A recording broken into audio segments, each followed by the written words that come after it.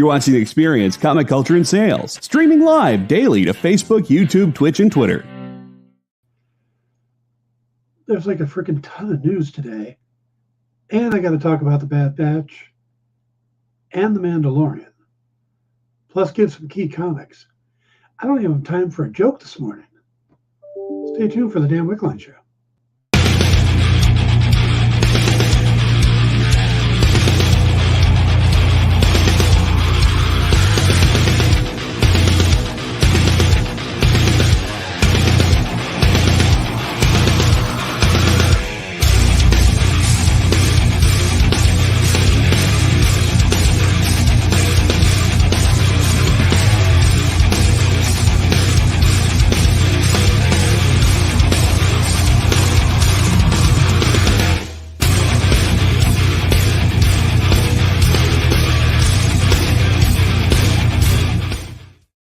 Hey, good afternoon, everybody. Welcome to the Dan Wickline Show here on The Experience. It is March 30th already. We are coming up to the end of the month tomorrow. We're a third of the way through the year already. How is it possible? Like blink, it was just New Year's Day, wasn't it? Yeah, freaking amazing. All right, we've got a lot to cover today. CVS wanted to let me know pneumonia vaccines are ready. So if you need your pneumonia vaccine, check out CVS. That's what the text just was. Hello, Triple B and Ed. Good to see you guys. Cannabis. All right. We are doing another giveaway today. So do the hashtag, the # community EXP to enter the giveaway. So if you haven't won yet, you got another chance. So. All right, let's go ahead and jump into, like I said, this batch of news. This whole week has been a lot of news, and it's a lot of diverse news. So we're going to start with, we have some news on the upcoming Thunderbolts movie. Lee Sung-jin is going to step in for Eric Pearson as the screenwriter on the film. Now, to Thor Community EXP, thank you. This reunites Jin with the filmmakers, or the film's director, Jake Schreier, and one of its new coming stars, Steven Yeun. All three of them work together on a dark comedy coming up on Netflix called Beef. That's going to premiere on April 6th. So it's all three of them are moving over to do Thunderbolts next. Now, we're not sure why Pearson has left. But he has worked for Marvel in the past. He wrote the script for Black Widow, which may or may not be a good selling point for him, depending on your feelings on the movie. But the film is going to include a bunch of established characters in the MCU, including Florence Pugh's Black Widow, Sebastian Stan's Winter Soldier, David Harbour's Red Guardian, Julia Louis-Dreyfus's Contessa Valentina de Fontaine, even though in the comics is De La Fontaine, Wyatt Russell's U.S. agent, Hannah John Kamen's The Ghost, and Olga Kurilenko's Taskmaster. Now, it's scheduled to be in theaters on July 26th of 2024. Jin, the new writer, is an Emmy winner and has written for many series, including Silicon Valley, Two Broke Girls, and Always Sunny in Philadelphia, which I believe Jack Schreier was also a director on. But what if the only people here are people who have already won? Does Dan get to win the slab? I'm all for that idea. I am. But we already have one entry. Triple B hasn't won yet, so he's got a good chance now. All right, let's get on to Star Trek fans. Check it out. Paramount Plus has greenlit another Star Trek series. This one's called Star Trek Starfleet Academy. It's a project from Alex Kurtzman that has been in the works since last year. And the series will introduce us to a young group of cadets who come together to pursue a common dream of hope and optimism. Under the watchful and demanding eyes of the instructors, they will discover what it takes to be Starfleet officers as they navigate the blossoming friendship, explosive rivalries, and first loves, and a new enemy that threatens both the Academy and the Federation itself. Kurtzman and Naga Landau will serve as the co-showrunners, with the series beginning production next year. Yeah, so right now, Triple B's got a good chance. He's the only one eligible and entered. All right. Remember Joe Quesada, former Marvel editor-in-chief? Suddenly he just kind of went away and we didn't know what was going to happen to him. Well, it turns out he just signed a first look deal with Amazon Studios. Now, the deal has him developing in series and films for Prime Video, focusing on adapting existing and new comic IP. Now, if you're wondering what are the existing IPs, well, prior to his 24 years at Marvel, 24 years. Wow. Prior to his 24 years at Marvel, Joe was co-founder of Event Comics with Jimmy Palmiotti, which featured series like Ash, 22 Brides, Painkiller Jane, and a bunch of others. Now, I know that Jimmy has been pushing Painkiller Jane out there. They're doing different things with it, but that may be available along with Ash and 22 Brides and some of their other stuff as potential sources for existing IP. Triple B Haunted Basement, you got a good chance. I see at least 2 previous winners in here today. Yep. All right, let's Ben Affleck. Ben Affleck is chatting it up. He's already come out and said he's not doing another super DC movie, and he's not going to work with James Gunn, even though he has respect for James Gunn. It's not a personal thing. He just doesn't want to do this kind of film. And if you look at the success Ben has had directing movies for himself, he's done really well. So I don't see why he would anyway, but he's done Daredevil, he's done Batman. I think he can move on. But he's talking on a podcast this week called Smartless, and he shared one of the cut cameo scenes from the upcoming Flash movie. And he said, well, I don't want to give away spoilers, but it was a scene where I got caught and get saved by Wonder Woman during a conflagration with some bad guys. Now, I think he gets extra points for using the word conflagration in a sentence while giving insider information. That's a high level of skill there. Once again, James Gunn is squashing rumors. This time, there's one out there that says Logan Lerman is about to be announced as the next Superman. And Gunn goes, nope. Actually, what he says is, for the record, I don't even know who that is. Now, he wasn't taking a shot at Lerman. He actually responded a bit later, guys, this isn't a dig at the actor. I don't know a lot of actors' names. Now that you tell me who he is, I recognize him from stuff and think he's talented. But I've never met him. And he's never been part of a conversation about playing Superman. I haven't had a single talk with a single actor about the role, just making private lists, preparing material for the auditions. So, again, if you've seen any rumor things out there saying, this is going to be Superman, that guy is going to be Superman, this is the front runner, Gunn is coming out and saying, no, there is no front runner. There is nobody talked to. Nobody's being considered at this point. They're still just putting things together. All right. Any fans of Scott Pilgrim, the 2010 movie, and of course the graphic novels? Well, Netflix has just picked up an anime series about Scott Pilgrim. Now, we haven't seen him since the 2010 movie, but, you know, the series is about a beloved slacker musician that goes on a search for love, or however you want to put it. But the cool thing about this is a large number of actors from the live action film will be returning to voice their characters in the animated series. Now, this includes Michael Cera, Mary Elizabeth Winstead, Kieran Culkin, Chris Evans, Anna Kendrick, Brie Larson, Allison Pill, Aubrey Plaza, Brandon Routh, and Jason Schwartzman. Now, this is being called Scott Pilgrim the Anime, and it's going to be produced by Edgar Wright, along with the creators of the graphic novels, Brian Lee O'Malley and Ben David Grabinski. So, again, if you're a fan, you're going to get some more Scott Pilgrim soon, but it's going to be the same voices that you are familiar with already. All right. Yesterday, I did a bit of news. about a certain director wanting to do Clayface as a standalone horror movie for DC. And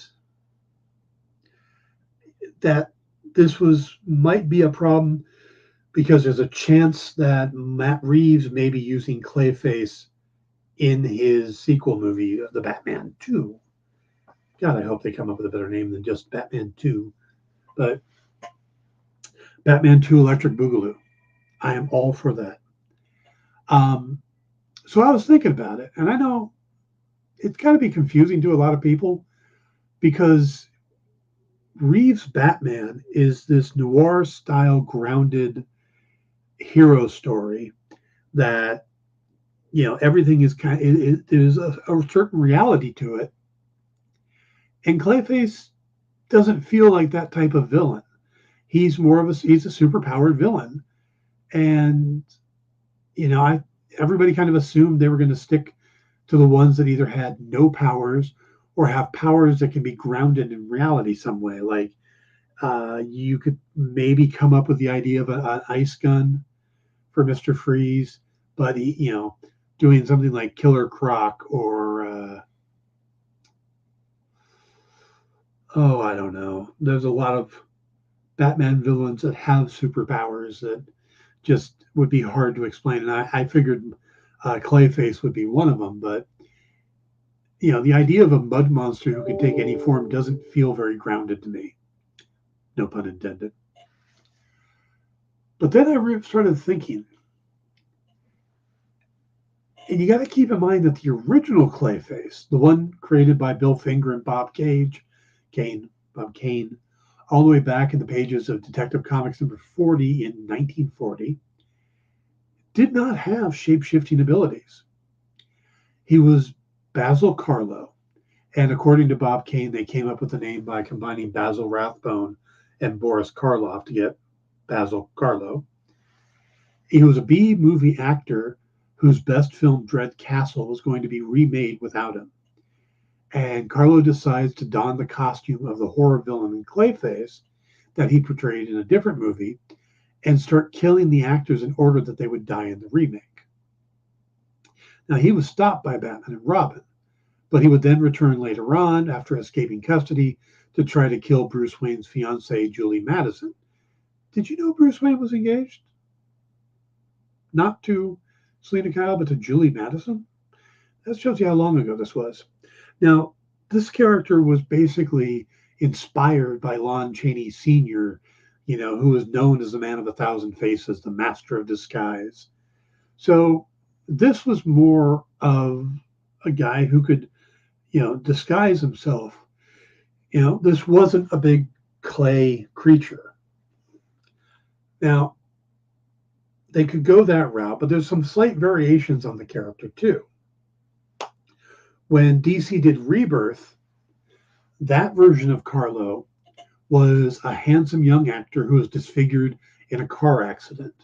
In a desperate bid to salvage his career, he started using a discontinued makeup chemical called Renew that was combined with clay and putty, temporarily allowed you to warp the flesh on your face or any part into new shapes. But being that it's a discontinued substance, he runs out and has to try to steal some more. And of course, is caught by Batman and exposed to the media for having the disfigurement that he now has. He ends up trying to break, he gets away, but he ends up trying to break into where the police are holding his confiscated Renew, but is caught. And in a gunfight, the police shoot the bottles of Renew and all the chemicals splash over him and they transform into Clayface.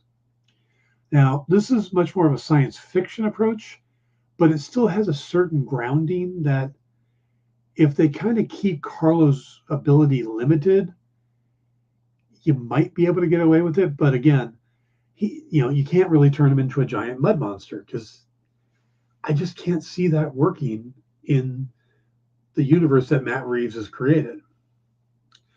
There's another version of the character, sort of. The final version could be the one that they made for television, but under a different name. The March 9th, 1966 episode of Batman introduced a villain named Falseface, played by Malachi Throne. Now, Malachi Throne, by the way, sounds like a Batman villain, but he's the actor. The character's real name is Basil Carlo, a professional criminal who stole and ingested a chemical formula that after he drank it gave him the ability to mimic the appearance of anyone he wished. But he gained this ability at the dual cost both of losing his own identity and forgetting how to look like himself. So he can rearrange his features in such a way that allows him to look like anybody he wants, but he's slowly forgetting how he himself looked. Now, on the show, he wore a plastic mask, which was a casting from his original face that he had made before he forgot how to look like himself. Now, the confusing part is this sounds like Clayface. So why did they use the name Falseface? Well, Falseface was another Batman villain. This was a one-time villain that in 1958, who was just a master of disguise. He had no superpowers of any kind. You know, he was just a throwaway villain. But again, his name wasn't Basil Carlo. So it seems like the 66 series was trying to do Clayface, but for some reason couldn't use that name, but did them their own way. So now the bottom line is, I would be surprised if they went the route of the Clayface that we see in the animated series and the cartoons and everything else, or in the comic books. I can't see them doing that. It's just so not grounded. It so doesn't fit the feel of the Batman. So if they are going to use Clayface, I have a feeling it's going to be like one of the ones we just talked about, or something else, again, very grounded though. I don't see him being the big, huge, gloppy creature. So, all right, guys, that is the news. Remember to put in the community tag thing right there if you haven't yet and you are eligible. And we're going to take our first break. And when we come back, we're going to talk Bad Batch season finale and The Mandalorian. Be right back. Why was Princess Zelda sad after watching a bunch of YouTube videos? She couldn't find the link in the description. We'll stop if you subscribe to our YouTube channel. It's super easy. Click subscribe and click the bell when you do. And thanks for supporting the EXP. Comic Collectibles is a pretty straightforward show. You got Rex here, he sells the comics, and you got Rocket Robbie, he knows about the comics. And finally, John, well, no one really knows what John does. I mean, don't get me wrong, he's a great guy, but he just keeps showing up. Come to think of it, I don't even really know how he gets in here. Anyway, awesome comics, rare books, rarer signatures, slabbed books, and amazing cover sketches by Ken Hazer and others. Simple formula, you want the comics, you buy the comics. To sum up, Rex sells the comics, Robbie knows the comics, and John, who might possibly be a ghost. I mean, seriously, has anyone ever seen him show up or leave? Comic Collectibles with Rex and John, Mondays from 6 to 8 Eastern on The Experience. Comic Culture and Sales.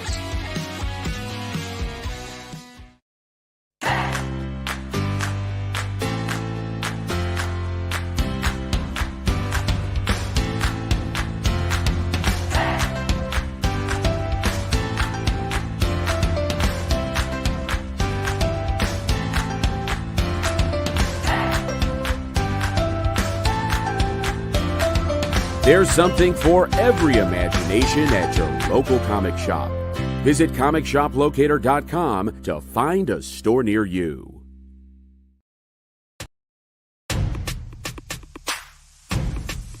Go follow The Experience on TikTok at @the_EXP1 or scan the QR code on the screen. Our TikTok is like everywhere else we are, except you only have to deal with us for a minute. Seems like a win-win to me.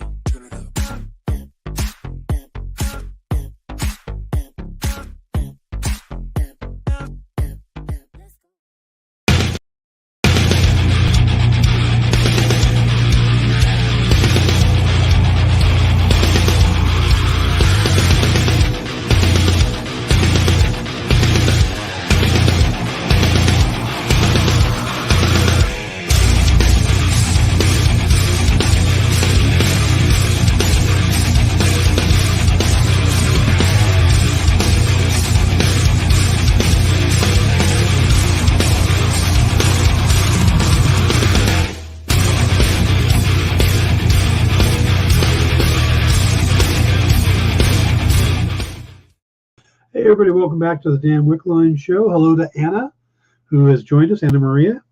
Marie.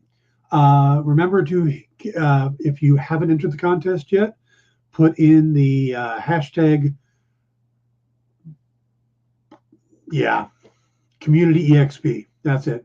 Hashtag CommunityEXP to get a chance to win today's slabbed book. Now, let's talk about the Bad Batch first. There's not a lot to talk about because, it was a two-part season finale. There it is. Thank you, JD. The two-part season finale was not quite what I expected, but it was still good. If you haven't been following the show, the second season is much better than the first. The first season is very insular, very Dave Filoni-like, in that he likes to focus on, this pattern he has of creating a show that has an adult and a child that he has to protect. In this case, it's a group of adults and a child. Yeah, Anna, we're giving away a slabbed comic book or a CGC graded comic book at the end of today's show. And to enter, all you have to do is into the chat, put #CommunityEXP, and you have a chance to win if you haven't won within the last 30 days. But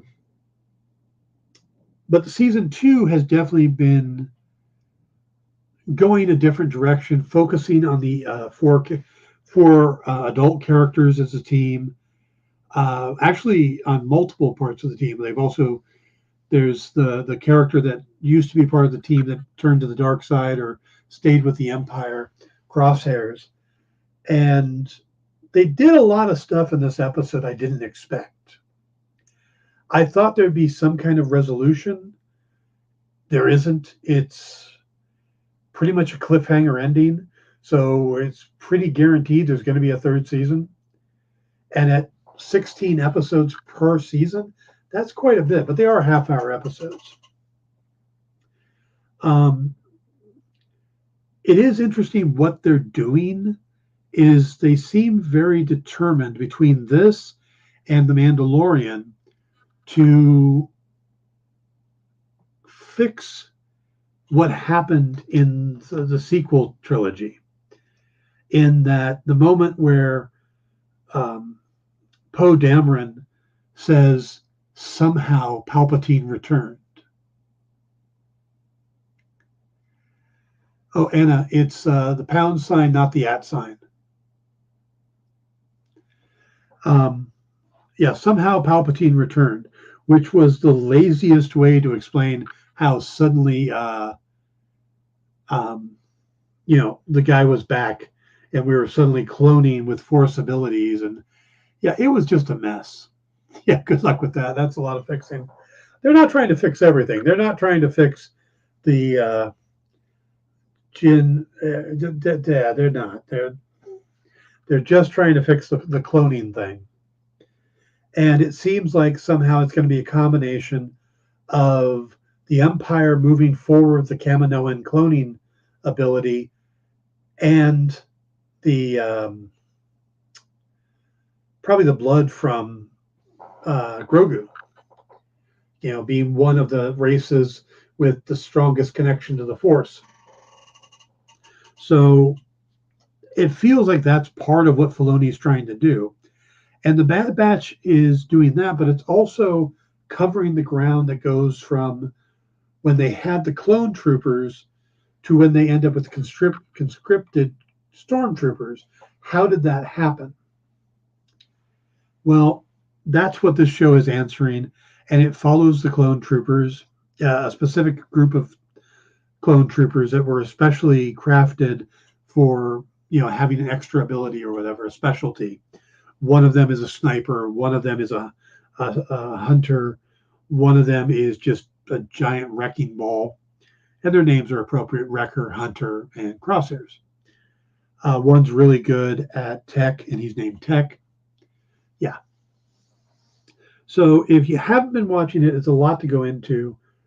But they do a lot of stuff in the last two episodes, mainly the last episode, that, again, I wasn't expecting. There is a major betrayal. There's a potential love thing going on.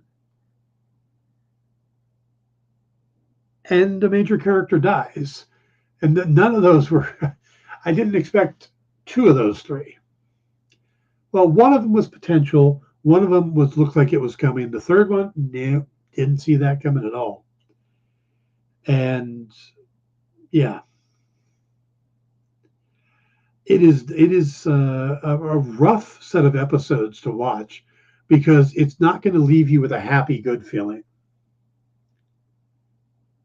Is this a comic auction show? No, this is a pop culture news show. We talk about the latest stuff.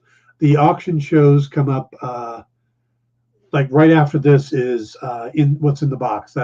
That's an auction show, or yeah. So we do some entertainment shows and some auction shows on this network. So yeah, so the season finale was rough if you've been watching the show and you've come to care about these characters, because it's not quite what you expect. But it does take a twist, yeah.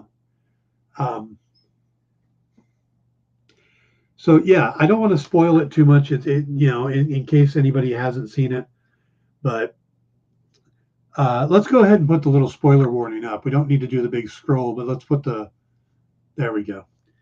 So, but yeah, there is the death of a major character, and it definitely it has an Empire Strikes Back feeling to the end. The Han has been taken, and they have to get him back. The Empire has definitely won. Things are looking bleak. So maybe I don't know if this is for sure a 3-season show or how long this is going to go, but it definitely. Season 1 had a Star Wars ending. Season 2 has an Empire ending. So if Season 3 has a Return of the Jedi style ending, I'm thinking we're going to see Ewoks again. It's been a while since we've seen Ewoks. Have you noticed that with all the stuff they're doing, Ewoks haven't come back? They're bringing back like every other character. No Ewoks. Did they never leave their planet? Did they just stay on that moon? The moon of Endor? Because, like I said, we got every other alien race popping up. We got Ugnaughts, and we've got Trandoshians, and even the little guys that fix things. I mean, it's ridiculous. So, but no Ewoks. I'd love to see an Ewok Jedi. Do you remember that terrible Saturday morning cartoon of the Ewoks? Yes. Oh, that was horrible. And they even did companion comics for that. So, all right, let's go ahead and we'll move on to The Bad Batch is worth watching. The first season, like I said, wasn't my favorite. Season 2 definitely got better when you start digging more into the characters and setting up the story. So season 2 is definitely better. And I do like that they're really starting to fill things out. But see, that's the thing is, if you don't watch the animated stuff, there is material you're missing. And we'll see that in The Mandalorian as well. Because some of the characters from Rebels and lost focus there. Okay. Rebels and Clone Wars are now popping up in the Mandalorian era. And, they're not doing it in such a way that you go, oh, I have no idea who this is. I feel completely lost. It's more like if you've watched these shows, you have all these backstory that you can add to it that other people don't if they haven't. You're not missing it if you haven't seen it, but it does kind of enrich the story. So, all right. Let's get into Mandalorian episode or chapter 21. I do like the fact that they keep the numbering going. So, the book feel, just like the book of Boba Fett. This is the book of the Mandalorian. We're back on Navarro when we start, and we see Grief Karga doing his job, and he doesn't look like he's bad at his job. He's been growing the community. He's been, and remember, Ewoks eat people. Yes, yes, they do. Yep. Anyway, so we're back on Navarro, and Moff Gideon's doing his job, and he's laying out. He keeps growing the city. He's making more and more moves to improve the city, and that's great. You know, he's doing a good job. He's taking in consideration the rail work, where to put things, make it easier here for commerce and stuff like that. So he's really putting the effort in and trying to do a good job is what he's doing. You know, it's not like he's just sitting there trying to get rich and, you know, off of other people's backs. He's really doing the job. The problem is the pirates that showed up in the first episode, Gordian, what was the last name of Gordian? And I got it here. Gordian Shard. I wanted to say Gordian Knot, and I know that's not right. Gordian Shard decides to return. This is the episode that all the pieces start coming together, which was great because we've had these very diverse episodes. We had one episode that was mainly Dr. Pershing and Elia Kane, yeah, who used to work for Moff Gideon. Well, that was a whole episode. Or we had an episode that was them trying to save a bird creature, or save a kid from a bird creature. So they've got all that stuff going on, but now they're starting to pull everything together because we start with Navarro and the pirates return that we had met in the first episode. And I wasn't sure if those pirates were going to come back or if they were being set up for the Skeleton Crew series, because that's supposed to have pirates and it's supposed to be set at the same time. Hello, David. And so having the pirates come back and what happens to them means that they're probably not going to be in the Skeleton Crew. But they start attacking because their people got attacked. Mind you, their people started it, but Gordian Shard and his crew come back and start attacking, and they basically just fly over the city and start shooting everybody, and Grief tries to evacuate people, and they want to be an independent planet. They don't want to be under anybody's rule, but as soon as things go bad, Grief puts a call into the New Republic. He calls one of the best characters in the series, Carson Tevye. And Carson gets the message, and this is a neat scene. This is an important scene if you haven't seen it, because there's a lot of Easter eggs in the scene where Carson gets the message. He's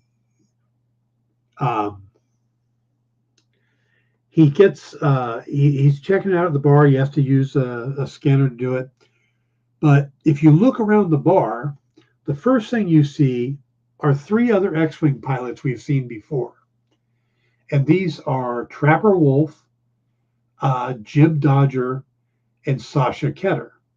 Now, if you don't remember them, those were the 3 pilots that showed up during the Prison Break episode in season 1. Trapper Wolf was played by Dave Filoni. Sasha Ketter is director Deborah Chow, who worked on season 1, then went on to do Obi-Wan Kenobi. And Jib Dodger is Rick Famuyiwa, who is another director on the series. Like I said, they had popped in on that episode, and those 3 are just sitting at the bar. The other person at the bar that actually comes up and talks to Carson, that's the alien character he's a Lasat. Lasat is a type of creature that we've met. The design of a Lasat is based on the original sketches of Chewbacca. So that was, then they went with the way they went with the Wookiees. So this was a leftover design. They decided to use it when they were making Star Wars Rebels. And there's a character in Star Wars Rebels named Zed. I think it's like Zed Aurelius. But not Zed, Zeb. And Zeb is part of the Rebels crew on the Ghost. Well, it turns out that's not just the same race as Zeb. That's Zeb. If you look in the credits, that's Zeb. Gara Zeb Aurelius, thank you. So played or voiced by the same actor, Jason Blum, I believe it is. No, Steve Blum, excuse me, Blum. So they brought back the actor. I don't know a whole lot about Rebels, but when I saw Zeb, I was like, yep. Yeah, that's the thing is I haven't watched most of Rebels. I've watched a few episodes. I recognize the characters, and I'm like, wait, is that Zeb? It's Zeb. And we know that Ahsoka is going to have members of the Rebels crew. It's supposed to have Bridger. What's Bridger's first name? Elias Bridger. But also Sabine Wren is going to have Hera Syndulla, and of course Ahsoka Tano. So all of that's going to play into it. Now, so having a backstory on Rebels would help you out. Hey Kenneth, how you doing? So having Zeb there just reminds us, and we get to see how they were going to do Lasat in live action, because we've never seen it before. He's always been a character in the animation. So getting to see him live action was pretty spectacular, because they did a really good job with him. So that scene was really neat for not only the Easter eggs, but it also, that and then Carson going to Coruscant and trying to get the help shows the biggest problem with the New Republic, which is they're much more a bureaucracy than they are a government. They get so mired down in bureaucracy that they're ineffective. They can't protect people, and what they're great as rebels, but not when it comes to actually running things. So that's the big problem. And we get Tim Meadows as Colonel Tuttle that he's reporting to. But the interesting scene here is Isla Kane, who is pretty much trying to block any help for Navarro. And she used to work for Moff Gideon. Now she's has amnesty. And you have to wonder, well, wait, what's her thing? Why is she getting involved? Why does she want Navarro not to get help? And you have to believe that's a Gideon thing. So, yeah, used to is a good way to. Now, that scene, of course, he can't get help from the new Republic. So he uses an old friend, which is R5D4, to track down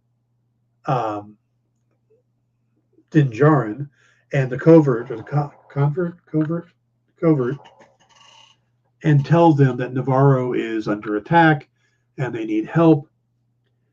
And then the interesting thing that happens is we get to see how the Mandalorian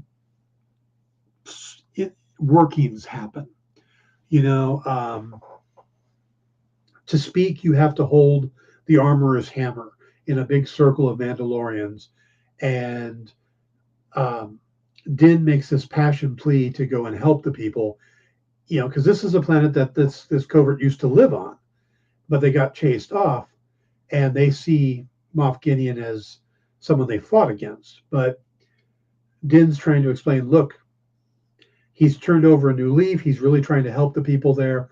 He's offered me land. We could all have land, find a new home. And after he speaks, Paz Vizsla walks up, takes the hammer, and he starts on this speech that sounds like he's like, why would we do this? What possible reason would we have to help these people? And he goes, because we're Mandalorians. And suddenly he's all on board and swings everybody over to helping. So that was a neat little switch. And then we get probably one of the coolest fight scenes we've had in Star Wars in a while. We have both air fights and floor fight, ground battle. Ed says that speech was awesome. Wasn't expecting yet. Yeah, that was a nice bait and switch on that. I can't tell anymore if that's still Jon Favreau voicing him or if they've switched. Because if they've switched, then there's a good chance they're gonna reveal. I think they'll reveal. He'll have him take his helmet off at some point, and we'll see the actor underneath, and it won't be Favreau. They might do that, but there's a different actor in the body, and Favreau just does the voice. The actual actor is Tate Fletcher. So will we get Tate Fletcher, or will we get Jon Favreau if he ever takes the helmet off? Like I said, I can't tell anymore whose voice that is. But we get this big battle. Bo-Katan and her Corsair, Din and his N1 Naboo starfighter, they end up taking out the pirates. The important thing is they're working as a team. They're working as a strong military unit. It's a great scene. It is really one of the best. And it's directed by a new director. This whole episode is directed by Peter Ramsey, who hasn't done an episode of Mandalorian before. Now, I don't know what his backstory is or what he's done prior, but he's only directed like 6 things, and they're minor things. They're not big. So he did a really good job. And it's a very neat looking fight scene. According to Wikipedia, he has taken over the voice this season. Okay. I'm terrible with names. When do you think their leader had Bo-Katan take her helmet off? Why? When or why? Okay. That's what I wanted to get to. The why is, I think the Armorer sees that if they're going to take Mandalore back, they need to bring together all of the Mandalorians that are scattered through the galaxy. The problem is the Armorer sect is restricted by the helmets. They believe in keeping their helmets on. Not all Mandalorians do. So she had Bo-Katan take her helmet off because Bo-Katan has already proved herself to this sect, to this covert. Now she has the ability to do both. So she has the ability to bring in the ones who don't follow that and the ones that do. So that's why she's going to become like the hinge pin, the leader, the symbol to bring everybody in. Because the Armorer, while is the leader of her group, would be considered kind of a radical with her beliefs and stuff. So the reason she had it, because she knows that if they're going to take Mandalore back, they need as many Mandalorians as they can get. Yeah, so they can all unite. Now, the helmets off thing, that I think that might become a personal preference where you can take your helmet off or you can't. But we'll see how they address that. Okay, we're going to run out of time here, so let's get to the big finale. The Discovery, Carson Tevye then discovers the derelict ship. It's a prison transport, and we find out this was Moff Gideon's ship. He was attacked, or the ship was attacked. He was retrieved, and they find remnants of Beskar on the ship. Now, everybody out there is going, oh my God, the Mandalorians rescued Moff Gideon. There's another group of Mandalorians. What's going on? But there's something that people are forgetting. One of the things that Moff Gideon did was he created the Dark Troopers. And the Dark Troopers were made from Beskar. So if he was rescued by his Dark Troopers who could travel through space and all this other stuff, they might also leave remnants of Beskar. So you can't just assume that a Mandalorian group is the one that rescued him. So, all right. JD, I think we're going to skip the commercial, if that's okay.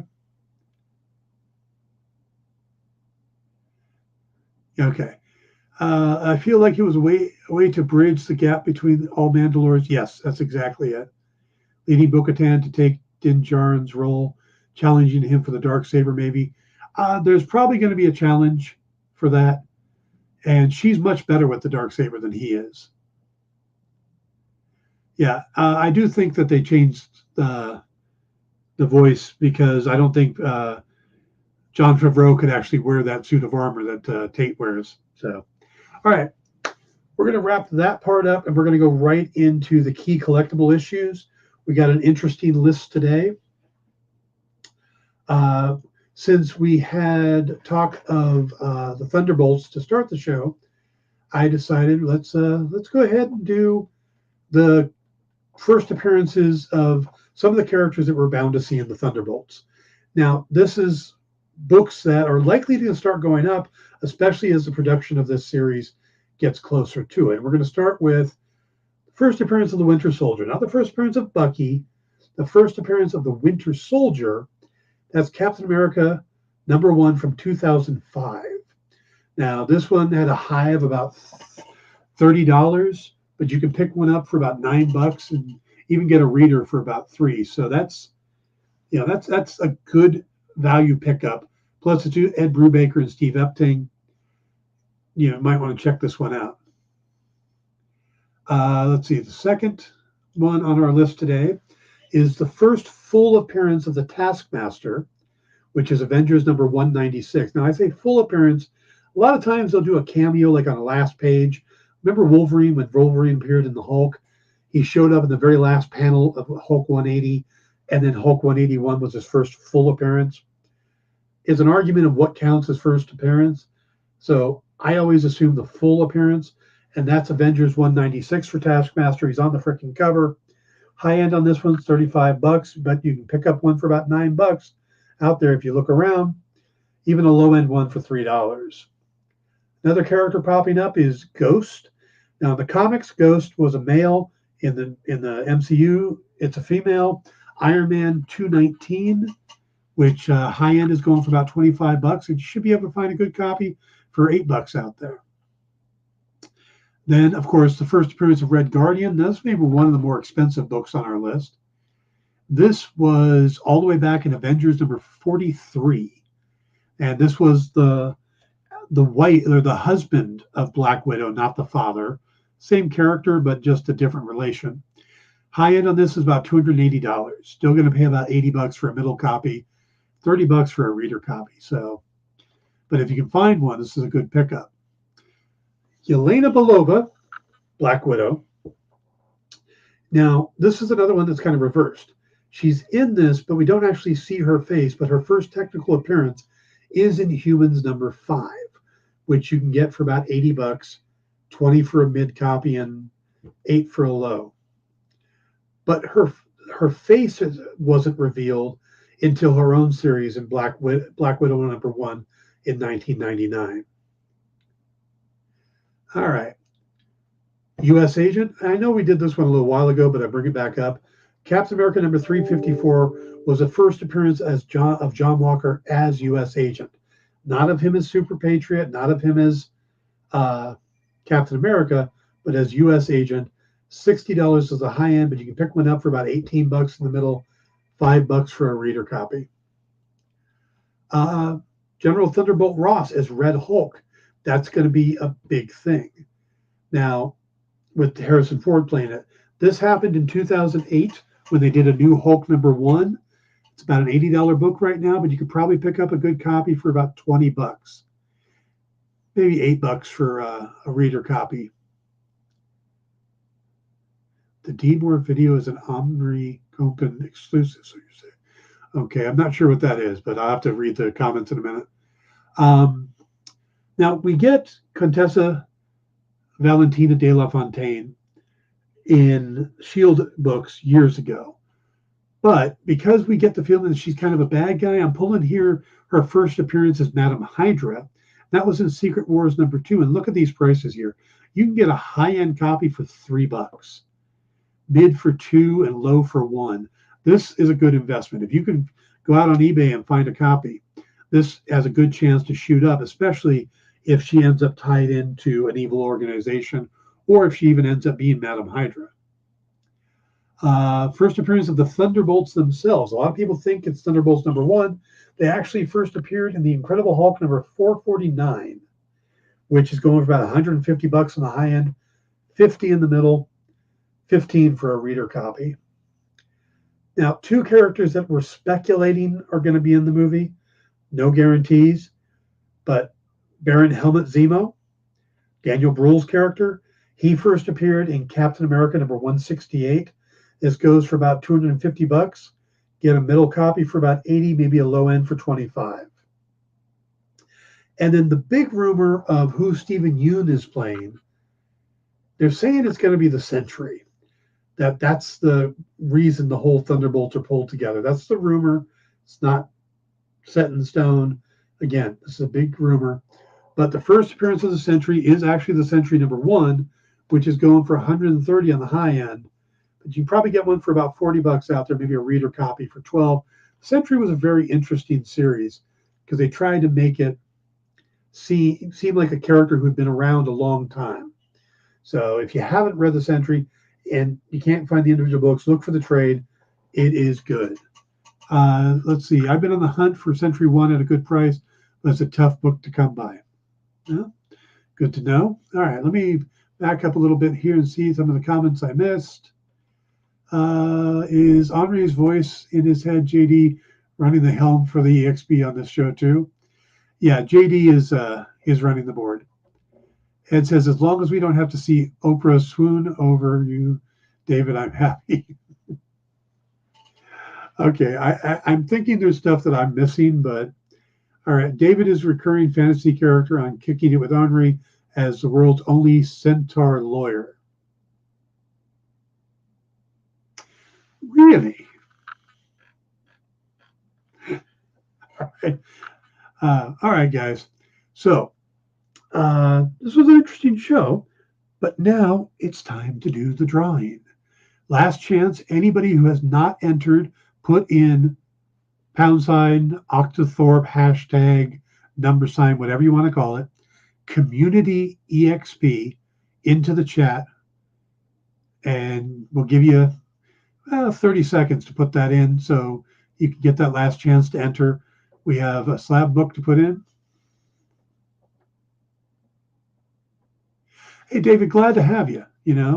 I'm going to have to start watching more of Henri. But I'm glad to have you over here. Hopefully you'll be around more often. It's a fun show we got going and a good audience. So yeah, remember, you can't enter if you've won previously within the last 30 days. But all right, last call. Do it, JD.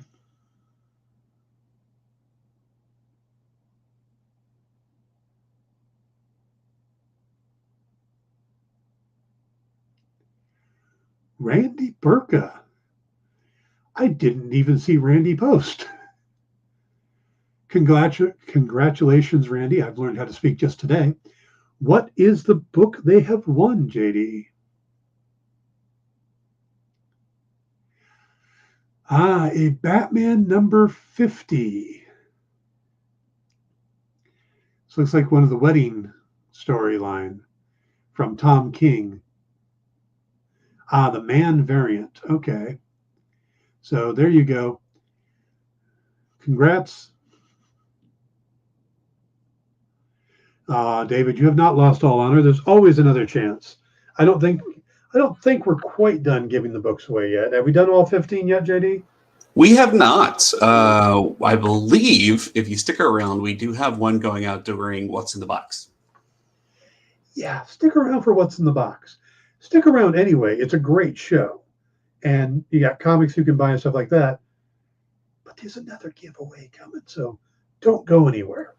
And if you could fill out that form there, Randy, we can figure out how to get your book to you. Yep. So, all right, guys.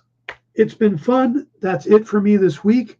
Tomorrow will be an episode of Pop Go the Writers with Jim Beard and I covering a bunch of stuff. I don't even remember all of it, but we were kind of all over the place this week. And I will be back next week. I am supposed to have a guest from Humanoids. They haven't told me who yet. We will continue talking The Mandalorian, and I'll probably do another rewatch review. Also, talking to Luna Knight, who was in teaching us how to paint miniatures for Warhammer. She will be coming back soon too. We just got to lock in a date. So we got a lot of fun stuff coming up here on the Dan Wickline Show and on The Experience. So stick around, and I will see you guys next week. Do you remember what it was like when you were a little kid and you got a letter in the mail? Now imagine that letter was filled with information about your favorite shows, pop culture questions, links to things you're going to want to see later, and even sneak peeks at upcoming programming here on The Experience. That's what the EXP mailing list is. Every week, we send you sneak peeks, information, and all of the relevant links for all of the shows you want to see. Sign up now on our website or scan the QR code that's on your screen right now.